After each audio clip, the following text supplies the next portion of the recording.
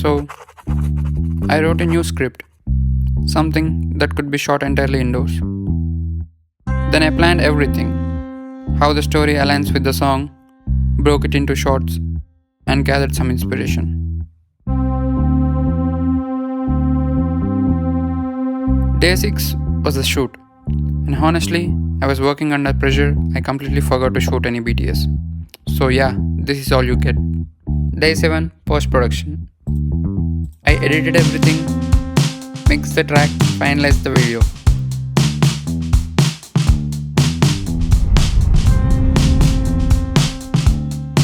After 7 creative days, the music video for The Light is finally out. Go watch it and tell me how it made you feel.